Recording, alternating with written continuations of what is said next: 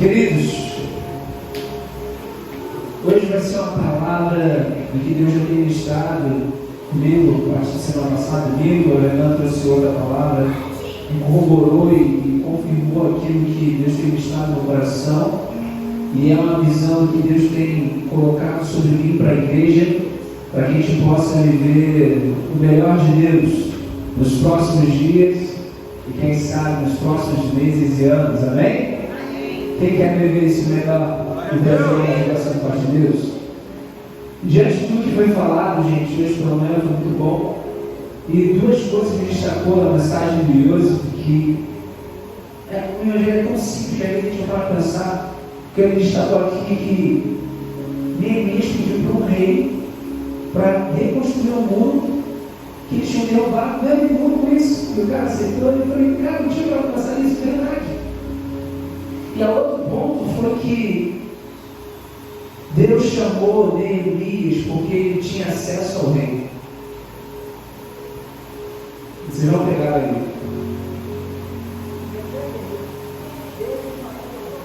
Deus chama quem tem acesso. Eu quero te dizer agora, ó, ele já liberou acesso ao reino de Deus para você. Se vê agora, deixa aqui no céu, tá? Não é isso que eu falo, não. Deus chama quem tem acesso.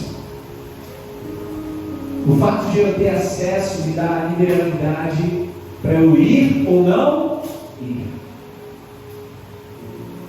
Deus te concedeu acesso. Mas como é que está a sua visita? Você habita na presença ou deixa Ele habitar em você, ou você só visita? Você só quer receber visita do Pai, a visita dos Reis dos Reis, ou você quer habitar com Ele? Existe uma grande diferença. Existe um salmo muito bonito que muitos de vocês conhecem: aquele que habita na sombra. Ele não fala aquele que visita a sombra do Onipotente. O fato de Deus ter garantido acesso a você não quer dizer que Ele vai fazer com você. Ele está esperando você ir até Ele. Ele está esperando você deixar Ele vir e falar: Pai, vem. Você está batendo, eu quero ser com você, eu te convido. Deus só entra onde é convidado. O diabo entra onde tem brecha. Mas Jesus só entra onde é convidado. E a minha pergunta é: será que estamos deixando Jesus participar da nossa vida? Será que estamos deixando Jesus ter acesso ao nosso trabalho? Será que estamos deixando Jesus ter acesso às nossas finanças? Será que estamos deixando Jesus ter acesso às nossas amizades? Será que estamos deixando Jesus ter acesso ao nosso casamento? Será que estamos deixando Jesus ter acesso aos nossos filhos?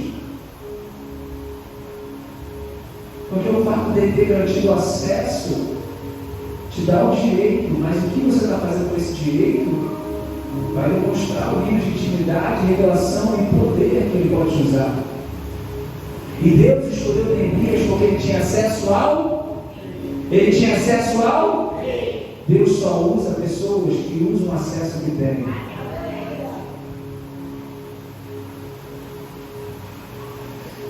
Continuando, existiam outros judeus, outros irmãos da fé de Neemias, sim ou não, igreja? Existiam lá em Jerusalém, porque eles não pegaram todos e levaram os últimos escravos para a Pérsia. Só que é interessante, de todos viram o mesmo muro cair. Mas Deus despertou em Neemias a vontade, porque ele tinha acesso ao. Fala comigo assim, ou melhor, fala com o seu lado, pega na mão dele, pega na mão dela como profeta. Deus não quebra princípios. Respeite a autoridade. Se Deus tivesse despertado qualquer outra pessoa do povo que não tinha acesso ao rei, e chegasse lá, vou reerguer o muro por minha conta própria, quem quer ser visto pelo rei? Como uma afronta, como um rebelde. Ele iria lá e iria destruir tudo. Mas Neemias tinha acesso ao rei. Neemias era o copeiro do rei. E olha só que coisa louca. Deus desperta ele para pedir permissão a quem? Ao rei. Agora, o rei era da mesma fé que Neemias? Era um rei pagão. E mesmo assim ele teve que pedir autorização a quem? Deus não quebra princípios, porque toda autoridade foi constituída por... Aí tem gente que fala, o muro está caindo, vou levantar. Aí igual também marca lá, que foram pegados de qualquer jeito. O que aconteceu com eles? Pegaram de qualquer jeito da marca? Morreu. Deus não quebra princípios. Não bote a carroça na frente dos bois, como diz o ditado popular. Não é o fato de você estar vendo uma necessidade ou o fato de você estar vendo algo que você tem liberalidade para fazer. Algumas coisas, seja para Deus, seja no reino espiritual, ou no material, em tudo, a gente precisa de permissão para algumas coisas. E Deus escolheu Neemias que ele tinha acesso ao rei, ele pôde pedir permissão ao rei. E quando o rei permitiu, ele tinha todo o plano, como Deus falou, ele deu e concedeu condições para ele fazer, o material para fazer, para ele ir. Mas ele teve que ter a permissão do... Não faça coisas sem permissão de Deus, ou que quebrem os princípios eternos de Deus. Porque senão você está colocando tudo a perder. Sempre que você toma uma postura, uma atitude contra aquilo que a palavra nos ensina,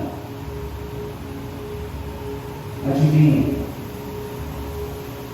É o que o profeta Samuel fala. É melhor obedecer. E às vezes estamos sacrificando filhos, casamentos, famílias, empregos, trabalho, oportunidades, porque queremos colocar as carroças na frente do outro.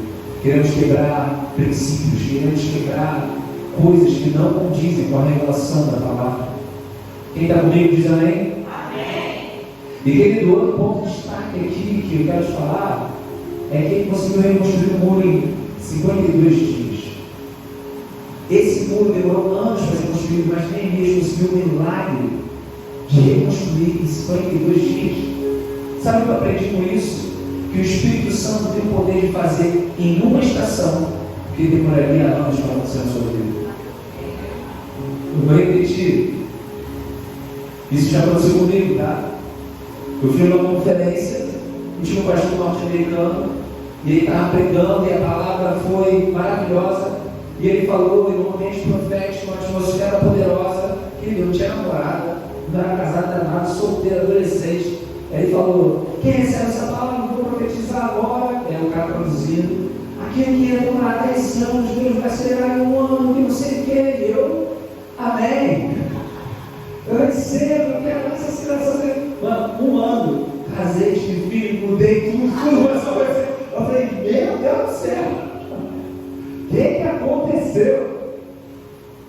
Porque o Espírito Santo tem o poder de transformar tudo numa estação que demoraria anos.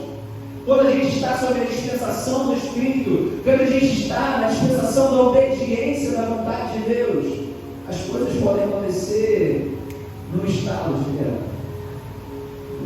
E quando a gente não está na dispensação de Deus, quando a gente não está debaixo da palavra de Deus, aquilo que poderia demorar um estado de Deus pode demorar anos. Qual é o próprio isso biblicamente? Hebreus, no deserto. Era para demorar dias para chegar à terra prometida. O que eles fizeram? Colocaram a carroça nos frente dos bois. Quebraram os princípios eternos de Deus. Queriam desobedecer Moisés, queriam desobedecer outras coisas, quebrando os princípios, fizeram bezerro de ouro, fazendo a sua própria vontade, e toda hora desobedecendo aquilo que era para demorar dias, demorou 40 anos. E adivinha, todo mundo que participou daquela parcela que saiu do Egito morreu no deserto. Só a nova geração de Josué e Caleb, que nasceu durante o deserto, entraram na terra prometida. Então, querido, eu gosto muito daquela canção, não morrerei enquanto a promessa não se cumprir, mas se você não estiver debaixo dos princípios milenares de Deus, você vai morrer sem promessa sim. Deixa eu Espírito Santo está com alguém aqui? Então Deus tem o poder de acelerar a tua vida, mas também de retardar, porque você não está pronto para receber. E eu te pergunto, e a pergunta é reflexiva para mim também: o que eu estou retardando ou o que eu estou acelerando por estar debaixo da obediência dos princípios de Deus? Deus quer acelerar coisas na sua vida, meu querido, mas só vai acelerar quando você se colocar debaixo da vontade, debaixo da direção de Deus, porque a palavra de Deus diz em Romanos 8: todas as coisas cooperam para o bem daqueles que amam a Deus, mas a maioria das pessoas esquece a segunda parte desse versículo. Todas as coisas cooperam para o bem daqueles que amam a Deus e, não é ou, estão segundo o seu propósito. Quem aqui amaria ver todas as coisas acontecerem na sua vida cooperando para o seu bem? Não, pelo amor de Deus, tem que falar o amém, glória se manifestar aí. Quem aqui gostaria que todas as coisas, a Bíblia diz, todas as coisas cooperassem para o seu bem? Cooperassem para acelerar aquilo que Deus tem para você, para acelerar as promessas de Deus para a sua casa, para a sua família, para a sua vida, para o seu ministério, para a sua igreja, para o nosso trabalho. Quem aqui gostaria disso? Então, primeiro, eu tenho que amar Deus e estar segundo o seu propósito. Então, pastor, quer dizer que se eu não amar a Deus, ou seja, quem ama a Deus obedece hoje, mas não estou segundo o seu propósito, quer dizer que todas as coisas vão cooperar para o meu bem? Não. A igreja está fazendo tudo errado, está falando a palavra, versículo isolado. Está desobediente, não segue segundo o propósito de Deus, não está amando Deus, mas fala lá e posta no Instagram, no Twitter, qualquer coisa. Todas as coisas cooperam para o bem daquele que ama Deus. Texto fora do contexto é mero pretexto para a heresia. Posso continuar a igreja? Então o Espírito Santo tem poder de fazer numa estação aquilo que demoraria anos para a sua vida. Então deixa eu profetizar sobre a tua vida. Querido, uma nova estação está para nascer sobre sua casa, sobre sua família. Em nome de Jesus, se coloque sobre a dispensação do Espírito e a dispensação da sua palavra. E aquilo que iria estar travado para acontecer há anos, aquilo que está preparado para você, vai acontecer numa breve estação de tempo. Aquilo que iria demorar anos, Deus vai acelerar. E todas as coisas vão cooperar para o seu bem. E quem crê e recebe e confessa essa palavra, diga! Amém! Diga! Amém! Outro ponto, gente. Quando Neemias terminou os muros, faltou os portões. E sabe o que Neemias fez? Botou soldados no portão. E Isaías 60, versículo 18 diz assim: que os muros são como a salvação do Senhor, os portões são como louvor. E quem eu aprendo? Muralhas de salvação e portões de louvor. As muralhas são como a salvação do Senhor, aquilo que Deus faz para manter seguro. E o louvor é aquilo que nós fazemos para Ele. O que eu quero dizer com isso? Querido, Deus nos criou para sermos colaboradores da sua obra. A gente tem que fazer a nossa parte. Mas a salvação vem dele, o recurso vem dele, a provisão vem dele. A gente não pode esquecer disso, porque por uma fração de tempo, às vezes a gente acha que se trata de nós. A gente acha que se trata do meu dom, do meu talento, e não é isso. Se trata sobre Ele e para Ele. E Deus nos criou para sermos colaboradores da sua obra, para a edificação da igreja, dons e talentos, para viver o seu propósito aqui na terra. É necessário uma colaboração para que haja uma transformação no mundo. O pastor Sérgio sempre falou uma coisa que eu sempre escuto, eu trouxe para a minha vida, que ele fala assim: Deus opera naquele que coopera. E essa é quase uma tatuagem que você pode fazer. Deus opera naquele que coopera, porque, querido, não tem como Deus operar se você não cooperar. Então, querido, vamos agora partir para outra coisa. O inimigo tentou, de todas as formas, como eu disse pela manhã, parar a grande obra, correto? Você crê que Deus tem uma grande obra na tua vida? Glória a Deus. Você crê que em nossa igreja Deus tem grandes coisas para fazer através de nós? Glória a Deus. Então fala, eu tenho uma grande obra. Eu tenho uma grande obra. Ah, meu Deus, eu não acredito. Nem o diabo vai acreditar em tudo. Ele vai ser e nem vai atacar. Fala com fé, eu tenho uma grande obra. E não vou parar. Querido, sabe por quê? Eu aprendi uma coisa. O diabo tem poder, entre aspas, mas não tem autoridade. Vou repetir. O diabo tem poder, mas não tem autoridade. Sabe qual a única forma do diabo ganhar autoridade sobre a tua vida? É quando você dá autoridade para ele. E como eu dou autoridade para o inimigo? É quando você acredita na mentira dele. E eu como se provo isso biblicamente? Adão e Eva caíram na mentira de Satanás e deram autoridade para ele. E Jesus veio e recuperou a autoridade e falou: agora toda a autoridade é me dada no céu e na terra. E ele concedeu essa autoridade de volta para o homem e para a mulher que tinha perdido no Éden.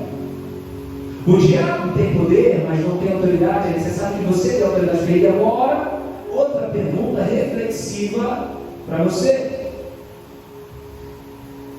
Você tem acreditado nas mentiras de Satanás a seu respeito?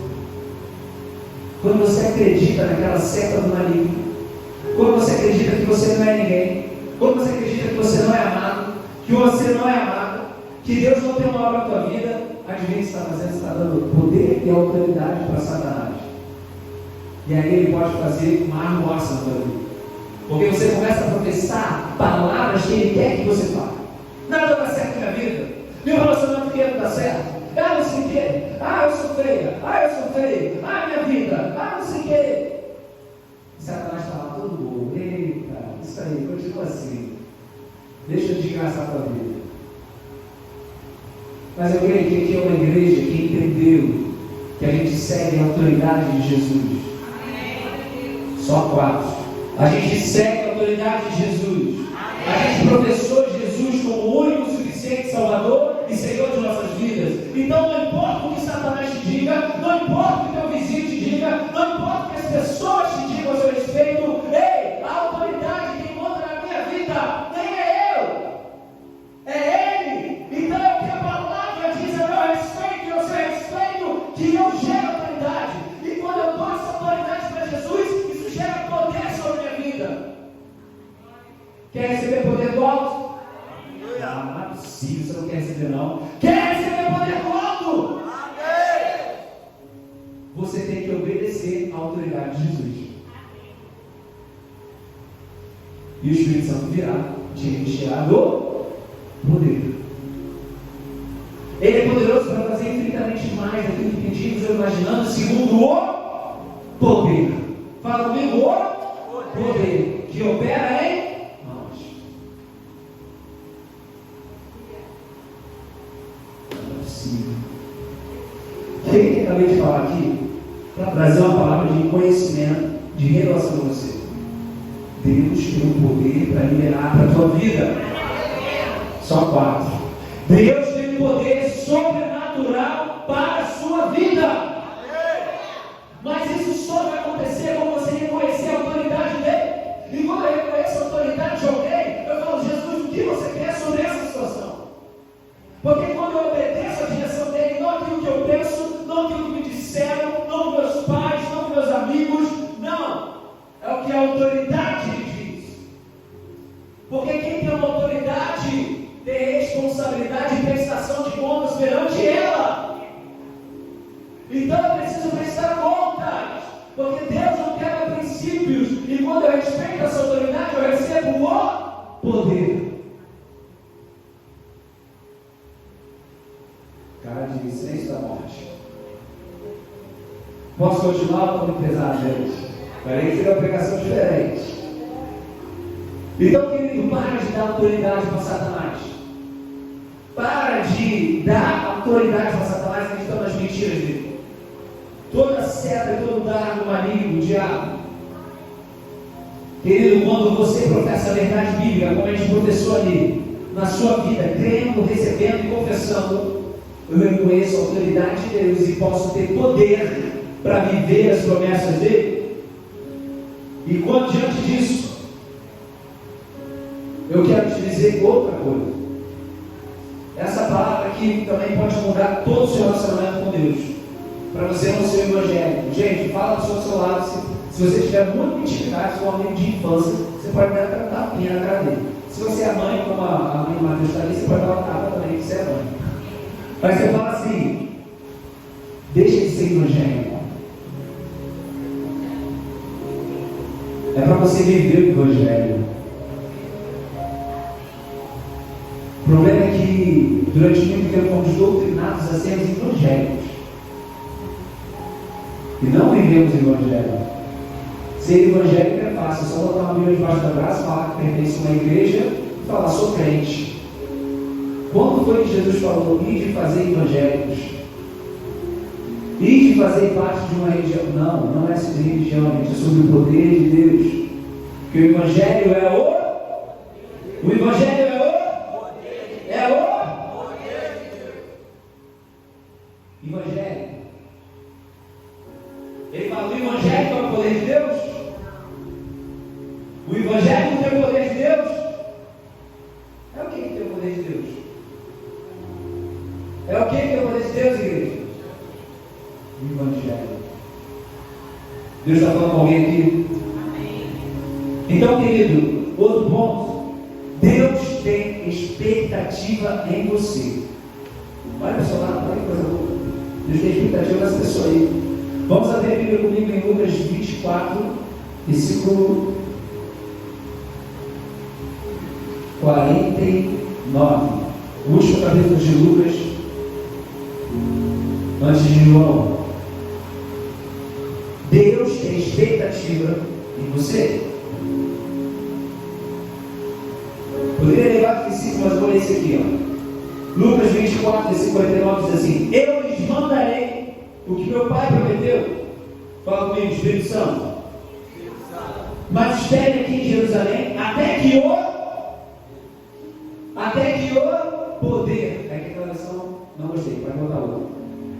Até que pode botar TH, NV, por aí, pode botar outra versão. Não, precisa não, era só clicar na versão.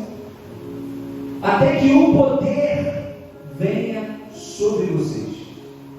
Não sei o que eu estou falando. Quem está falando que tem um poder para vir sobre nós? Quem, gente? Sou eu? Jesus. Quer mais? Atos 1:8. Atos 1:8. Olha o que ele diz aqui. Atos 1:8. Vamos lá. Olha o que a palavra diz aqui na versão de DH. Porém, quando o Espírito Santo descer sobre vocês, vocês receberão poder. E serão minhas testemunhas em Jerusalém, toda a Judéia, Samaria, até os lugares mais distantes da terra. Poder. Deus tem expectativa sobre nós. Eu poderia citar os versículos, por exemplo, de frutos, porque ele fala que ele vai ver o Pai agricultor e ele quer que a gente dê frutos. Deus quer derramar, Ele quer honrar você. Fala isso para o seu lado. Deus tem expectativa em você.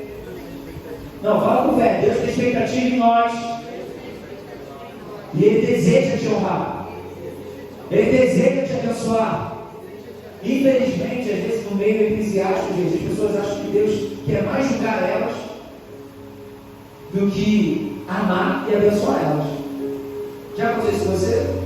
Vem pensando que Deus vai me julgar, eu vou para o inferno, não sei o quê. Não vem, cara, Deus quer me abençoar. Deus quer derramar as coisas do céu, Deus quer derramar poder sobre mim. Mas aí que está, se você vê que todos aqueles que honram a Deus, Ele derrama, Ele para o alto, mas você tem acesso, é aqueles que são provados. Ou seja, Deus tem expectativa para te aprovar, para ver se você entendeu e falar: filho, muito bem, você está pronto para o próximo nível. Ou então te reprovar e falar: filho, você não está do jeito que eu quero, vamos. Deus tem mais poder. Fala comigo, Deus tem mais poder. Queridos, entenda uma coisa, isso aqui é algo que Deus tem ministrado muito no meu coração. Muito mesmo. Nós somos doutrinados a estarmos satisfeitos em ter o selo do Espírito e não buscarmos sermos cheios do Espírito. Eu vi uma pregação, acho que até o Renato mandou, de meme, que eu não sei se era um padre ou um pastor, falando até do Naruto. Só que até que fez sentido. Eu falei, cara, não fez sentido o que ele falou. O que ele falava de Naruto foi selado com aquilo. O pessoal que está não vendo vai entender, mas os jovens que já viram vai entender. Mas à medida que ele foi selado com aquele espírito lá, só à medida que ele teve um relacionamento, deu poder para ele. Não basta ser selado com o Espírito, gente. Existe mais o poder de Deus. Existe algo além sobre ser cheio do Espírito. Então, o que eu falo com isso? Jesus nasceu do Espírito. Mas quando ele se batizou, desceu o poder. É só você ler Mateus, Marcos, Lucas, João. Os milagres de Jesus só aconteceram depois que o Espírito desceu.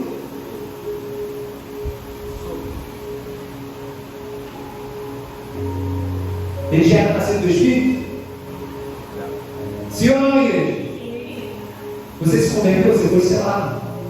Mas às vezes o que está faltando é o poder.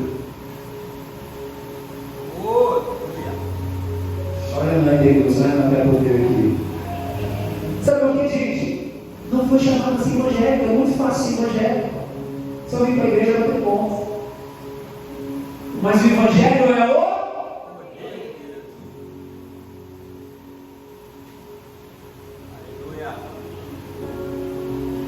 Os milagres só começaram a partir de Jesus, quando o Espírito Santo veio sobre ele, veio a revelação do Pai, você é o filho amado que comprais, mas que só devia desejar, depois dali só começou milagres. E quem que ele fez? A igreja nasceu quando ele falou em Atos 8, ei, fiquem lá em Jerusalém, olha, até que desça sobre vocês o que é o poder de Deus. E quando veio o Espírito, para que eles sejam testemunhas, eles começaram a testemunhar, começaram a curar, gente, Pedro, antes da descida do Espírito Santo, era uma pessoa. Pedro, depois da descida do Espírito Santo. Vou repetir. Pedro, antes e depois do Espírito. Teve diferença ou não, igreja? Pedro andava com Jesus, gente, antes da descida do Espírito. Andou com Jesus durante quanto tempo? 3 anos. Se for 365 dias, mas vezes 3. Aprendendo com quem? Ele fez milagres onde Jesus amava? Fez. Porque Jesus falou, dividir em 2 e 2, expulsar o demônio. Era na prática que Jesus demonstrava o poder. Fala comigo, poder. E eles faziam milagres. Mas depois da descida do Espírito Santo, primeira pregação de Pedro, 3.000 almas se convertendo. Pedro, a Bíblia fala em Atos, que a sombra de Pedro fazia o quê?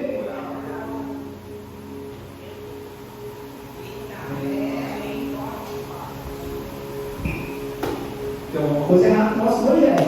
Oh, meu Deus.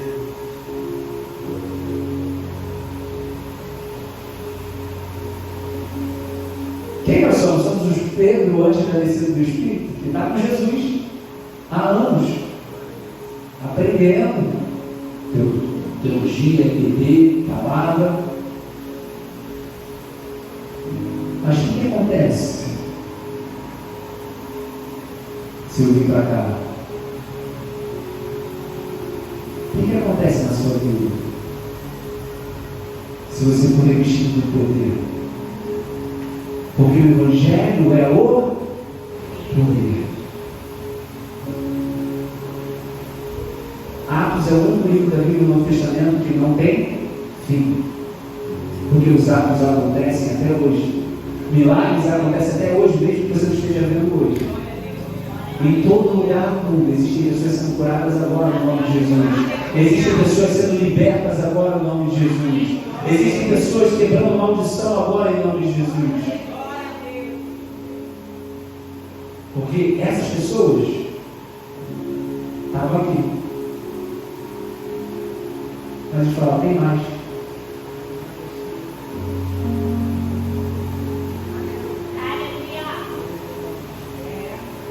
Quem quer viver esse poder?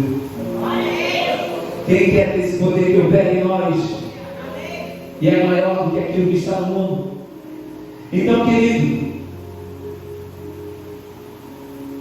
aleluia, nós devemos dar a Deus respostas à sua vontade, expectativas e orações. Você sabia que Jesus ora por você? A palavra diz que Ele intercede a destra do Pai por nós. Ele, em João 16 fala que Ele orou por nós para que não nos tire do mundo, mas que nos livre do mal e que a gente seja um. Ou seja, Jesus ora por você. Será que nós estamos respondendo à oração e à expectativa que Deus tem sobre nós? Será que nós estamos respondendo à expectativa do que Ele fez na cruz por mim e por você? Querido, sempre foi, Jesus veio nos ensinar como deveria ser a nossa vida que vive o Evangelho. A vida de quem vive o Evangelho, sobrenatural é natural. Fala comigo, sobrenatural é natural para quem vive o Evangelho. Essa é uma palavra de preparo, gente, porque de repente vocês nunca pararam para pensar nisso, mas agora o Espírito Santo já está abrindo a mente para coisas grandes e novas acontecerem com você e comigo. Então, querido, continuando, para a gente caminhar para o fim logo,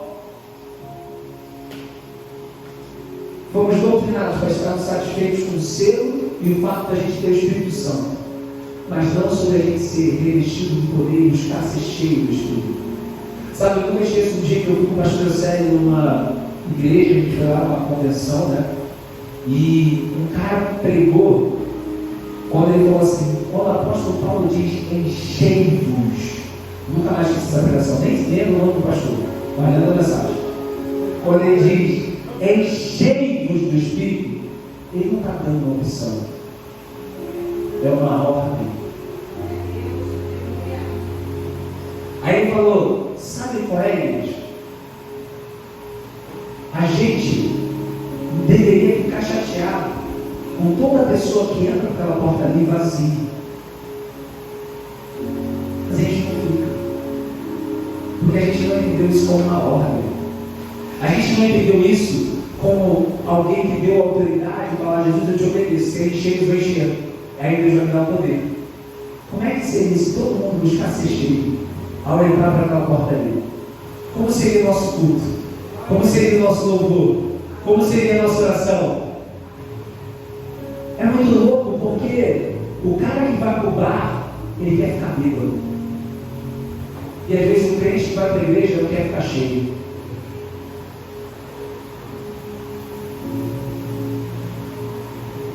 Gente, quando você está cheio de Espírito, você tem uma autoridade, você tem uma paz, você tem algo de outro nível. Não sei se alguém, eu acho que vocês não estavam aqui comigo, eu acho que só a Thalita do início, não sei se Fernando também. Eles foram para Ipanema um dia, a gente estava lá na praia, aí todos os jovens foram, aí estava tendo um showzinho, aí estava tocando uma banda, e cara, a banda tocando, todo mundo só olhando, mas tinha um espaço todo aberto, né, para a galera aí, mas a galera estava toda sentada. Do nada, tudo estava muito fechado. Do nada, um cara, um mendigo bêbado, dançando sozinho no meio da multidão. Os caras tocando, todo mundo rindo. Eu, maluco ainda, naquela época, era adolescente, fui lá porque ele cantou e comecei que era água, na verdade era cachaça. Aí eu fiquei brincando lá pra ele, e aí, eu vi que ele estava doidão, eu falei, todo esse cara tá doidão. Aí o Espírito Santo na hora falou comigo, tá vendo? Ele não tem vergonha de se encher da cachaça. Mas às vezes você tem vergonha de se encher do Espírito. Porque quando o cara está cheio de cachaça, ele não liga para o que os outros vão pensar. Ele vai falar o que tem que falar. Ele vai dançar no meio da multidão. O que vai acontecer se ele for cheio? Porque quando eu estou vazio, eu não vou ter autoridade para falar. Quando eu estou vazio, eu vou ter vergonha de pregar para o meu amigo. Quando eu estou vazio, eu vou ter vergonha de orar para o meu irmão. Quando eu estou vazio, eu vou ter vergonha até de orar sozinho com Deus. Mas quando eu estou cheio, eu vou orar para o meu irmão. Eu vou pregar para os meus amigos. Eu vou fazer a direção do meu. Deus está falando com alguém aqui, igreja. Querido, em nome de Jesus, Deus está nos chamando para o novo. Os fariseus e saduceus eram teólogos e mestres na lei, mestres na palavra, mas vazios do Espírito. Jesus, na sua conversa com Nicodemos, falou: ei, você não é mestre da lei? E não entende que é necessário nascer do Espírito, nascer de novo? Não é a nossa teologia que vai nos salvar, é ser cheio do Espírito. Querido, você pode ter vivido como evangélico a vida inteira e nunca ter vivido o Evangelho. Os discípulos até então eram convencidos, mas pelo Espírito foram transformados e revestidos do poder. E nós fomos chamados para isso. E o apóstolo Paulo, em todas as suas cartas, ele fala da importância do quê? Do poder e do Espírito. E ele fala que a letra mata, mas o Espírito... Ele fala em outra, Jesus fala, a carne é fraca, mas o Espírito está pronto. Em Atos fala, não resista ao Espírito. Tessalonicenses, não apagueis o Espírito. Como aprendemos a manifestar e nos mover no poder do Espírito? Na prática, na ousadia, no mover e no impor de mãos. Porque Ele prometeu honrar a gente, Ele prometeu nos levar para o próximo nível, mas Ele está com expectativa em nós, da gente se mover no Espírito. E a boa notícia do Evangelho, gente, não é a conversão. Porque a conversão nunca foi o fim, mas o começo de todas as coisas. Quando você se converte, é aí que começa. Mas chegou a hora, gente, de a gente decidir. Se a gente vai viver algumas coisinhas aqui ou ali como discípulos com Jesus, pois a gente vai entender, como a gente leu em Lucas, que ele tinha uma promessa e ele falou: vai descer o poder sobre vocês. É isso que o apóstolo Paulo, o apóstolo Pedro, todos os apóstolos entenderam quando eles foram revestidos do poder. Quem quer mais esse Espírito? Glória a Deus! Quem quer mais de Deus? Queridos, Jesus pagou o preço para recebermos o Espírito Santo de Deus. Posso falar uma coisa que veio essa semana para mim? Eu nunca tinha entendido isso, mas você vai ver que toda a Bíblia, os judeus têm a prática que quando o filho morre, quem lembra? O que é? Rasgar as vestes, correto? Davi, filho, morreu, rasga as vestes. Todo homem e mulher de Deus na Bíblia, de Gênesis, Apocalipse, quando alguém morre, o que eles fazem? O que eles fazem? Gente, estão dormindo? Fala alto, para a pessoa ouvindo na internet. O que eles fazem? Quando Jesus morreu,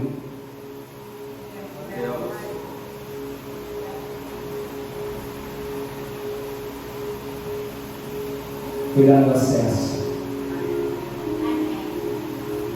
O Pai sofreu com o nosso filho, mas foi necessário para que o Espírito viesse. Um revestimento novo e uma autoridade nova. Porque através disso Ele inaugurou o reino de Deus. Após descer sobre ele o Espírito de Deus, trouxe de volta o poder de Deus que a gente tinha perdido. Deus trouxe de volta a esperança. Deus trouxe de volta a salvação, porque todos nós estávamos condenados. E agora, através da morte de Jesus naquela cruz, Ele nos deu autoridade novamente e o selo do Espírito. Mas existe mais da parte de Deus para nós.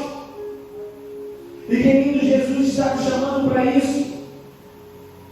E não é louco que todas as outras religiões buscam o poder. Se você for lá no centro da Macumba, Candomblé, o que for, não sei como é que fala, eles estão buscando o quê?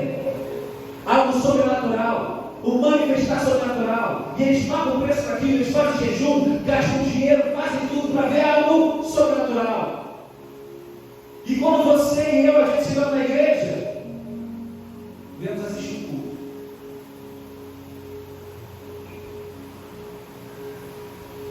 Nem é admissível isso. Quando foi que perdeu a perspectiva do poder? Quando foi que a gente perdeu a perspectiva de vir ao culto e falar algo sobrenatural vai acontecer hoje? Porque Ele nos deu acesso, Ele nos deu direito, não por mim, não por você, mas pelo sangue de Jesus. E quem disse que Ele pagou um alto preço? Eu quero usufruir tudo que Ele me deu direito. Querido, imagina você no restaurante e ele fala: está tudo pago. Aí você fala: só vou comer salada. Não! Eu vou me acabar.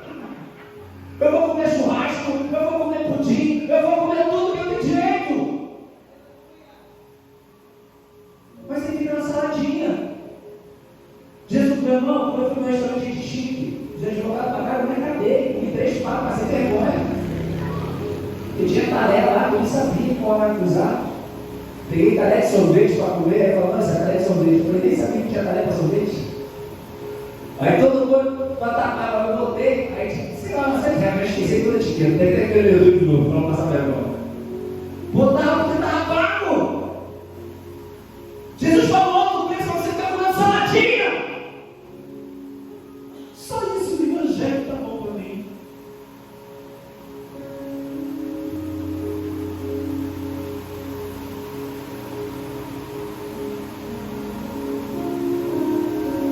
Ele quer mais de você.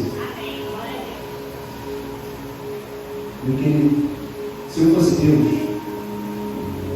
eu me entregaria ao meu filho para eu viver como evangelho. Ele tem expectativa de você, muda.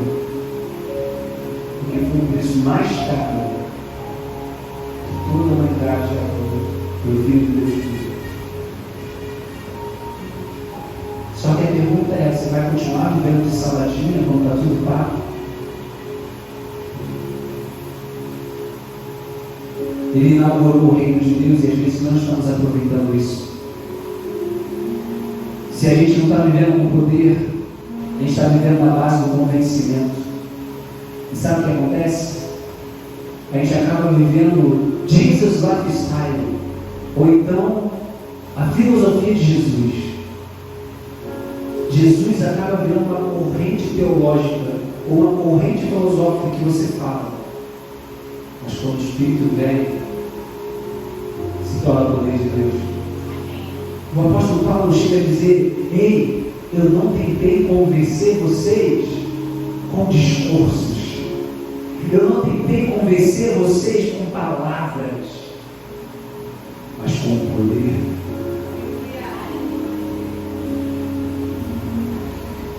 Deus está falando com alguém aqui essa noite. Vamos se colocar de pé.